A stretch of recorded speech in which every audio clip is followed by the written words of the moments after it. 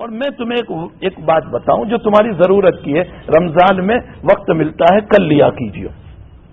حضرت اقدس تھانوی رحمۃ اللہ علیہ فرماتے ہیں کہ حضرت خضر علیہ السلام کی ملاقات ایک بزرگ سے ہوئی، ان کا نام بھی لکھا، میرے ذہن سے نکل گیا، ایک بزرگ سے ملاقات ہوئی تو لکھا ہے کہ حضرت خضر سے انہوں نے پوچھا کہ مجھے کوئی ایسی دعا بتاؤ کہ جس کی بنیاد، یہ کوئی حدیث نہیں ہے، یاد رکھنا یہ کوئی حدیث نہیں ہے، مجھے کوئی ایسی دعا بتاؤ کہ جس کی وجہ سے میں اس کو پڑھ کے اللہ سے اپنی ضرورتوں کو مانگوں۔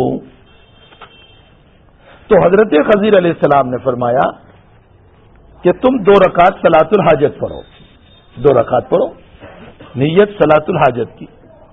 پہلی رکعت میں 10 مرتبہ سورہ کافرون پڑھو، 10 مرتبہ قل یا ایھا الکافرون۔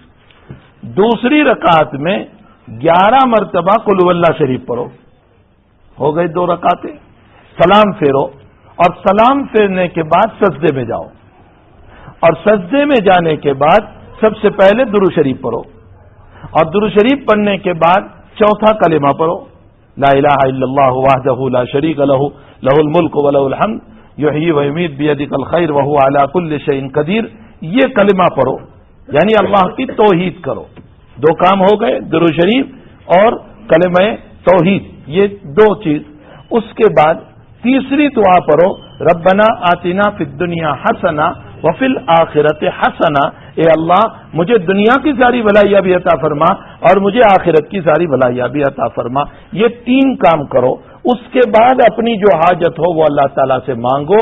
فرمایا کہ تمہارے چند دنوں کے اندر تم دیکھو گے کہ اللہ تعالیٰ تمہاری ضرورت کو پوری کر دے گا۔ تو بھائی بہت اچھا عمل ہے، ہم سب کی ضرورتیں کچھ نہ کچھ ہے، کوئی نہ کوئی ضرورت ہم سب کی ہے۔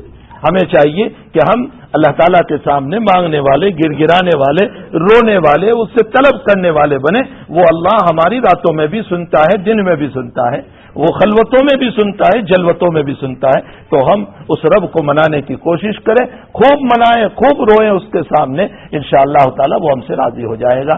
اللہ جل شانہ ہم تمام کو رمضان کی قدردانی کی توفیق عطا فرمائے۔